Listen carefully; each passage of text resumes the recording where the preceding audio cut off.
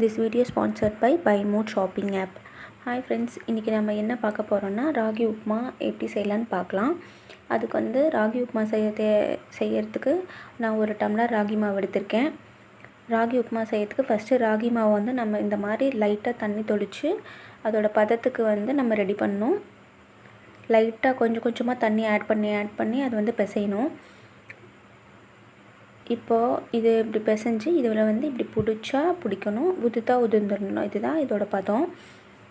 லைட்டாக தண்ணி தெளிக்கணும், பாருங்கள் இப்படி பிடிக்கணும், மடி உதிரணும். அப்புறம் வந்து அதில் இருக்க கட்டியாக இருக்கிறது எல்லாத்தையும் நம்ம வந்து உதிர்த்து விட்டுறணும். அவ்வளோதான், இதுதான் பதம். இது வந்து நம்ம இட்லி பாத்திரத்தில் வச்சு ஒரு 10 நிமிஷம் நம்ம வேக வச்சு தண்ணி எடுத்து வச்சுக்கலாம். இப்போ நம்ம உப்புமா செய்யறதுக்கு நம்ம கடாயில் எண்ணெய் ஊற்றி எண்ணெய் சூடானதும் கடுகு ஆட் பண்ணிக்கலாம்.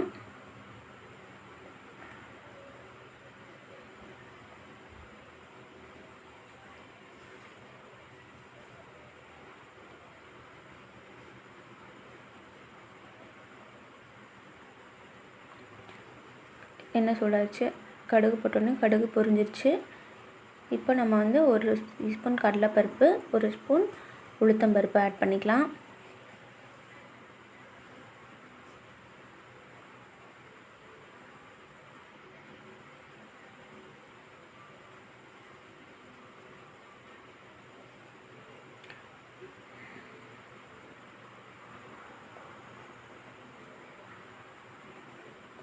நல்லா கோல்டன் ப்ரௌன் ஆகிற வரைக்கும் இதாக வதக்கிக்கணும். இப்போ நம்ம வந்து பெரிய வெங்காயம் 1, மிளகா நான் வந்து ஒரே ஒரு மிளகா காரத்துக்கு ஏற்ற மாதிரி நான் ஆட் பண்ணியிருக்கேன். நீங்கள் அந்த மாதிரி ஆட் பண்ணிக்கோங்க. நல்லா கோல்டன் ப்ரௌன் ஆகிற வரைக்கும் நம்ம வந்து நல்லா வதக்கிக்கலாம். நார்மல் உப்புமா செய்கிற மாதிரி தான், பட் ஆனால் நம்ம வந்து அதை தண்ணி ஊற்றி வேக வைப்போம். இது வந்து நம்ம இட்லி பாத்திரத்தில் வச்சு ராகி மாவு நல்லா ஸ்டீம் பண்ணி எடுத்துக்கிட்டு அதுக்கப்புறம் இதில் ஆட் பண்ணால் அவ்வளோதான். இதில் வந்து கொஞ்சம் டிஃப்ரெண்ட்டாக நம்ம வந்து நல்லா கோல்டன் ப்ரௌன் ஆனோடனையும் ஒரு துண்டு இஞ்சி வந்து குட்டி குட்டியாக கட் பண்ணி நம்ம ஆட் பண்ணோன்னா அது கொஞ்சம் இந்த ராகி உப்புமாவுக்கு கொஞ்சம் ஃப்ளேவர் நல்லாயிருக்கும்.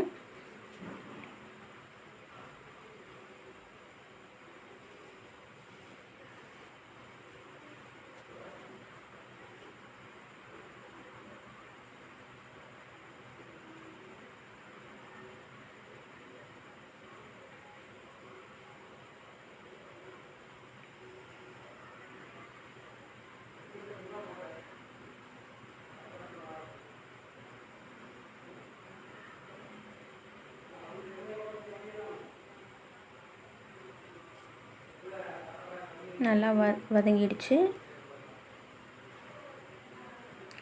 இஞ்சி வந்து குட்டி குட்டியாக கட் பண்ணணும். அது வந்து வதங்கினா ஒரு டேஸ்ட் வந்து இருக்கும், நல்லாயிருக்கும் உப்புமாவுக்கு.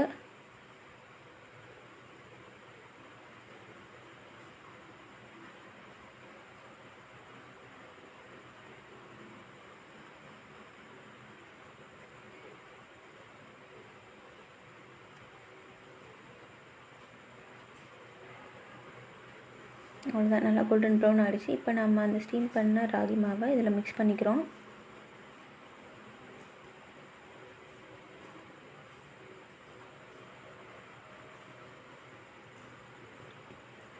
ஒரு 2 மினிட்ஸ் வதக்கினா போதும். நான் வந்து உப்பு ஆட் பண்ண மறந்துட்டேன். நீங்கள் வெங்காயம் மிளகா போட்டு அப்போவே உப்பு ஆட் பண்ணிக்கோங்க, நான் மறந்துட்டேன்.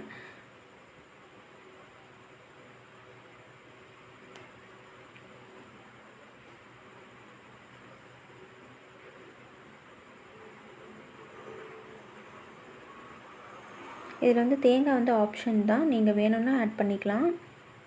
நான் வந்து ஆட் பண்ணல. அதே மாதிரி நெய்யும் அப்படி தான். லாஸ்ட்டாக இப்போது வந்து ஒரு ஸ்பூன் நெய் ஆட் பண்ணிக்கலாம். நல்லா தான் இருக்கும், டேஸ்ட்டாக இருக்கும். நெய்யும் தேங்காயும் நான் ஆட் பண்ணல, நீங்கள் வேணும்னா ஆட் பண்ணிக்கோங்க. இது சூப்பராக இருக்கும். செஞ்சு பார்த்துட்டு எப்படி இருக்குதுன்னு சொல்லுங்கள்.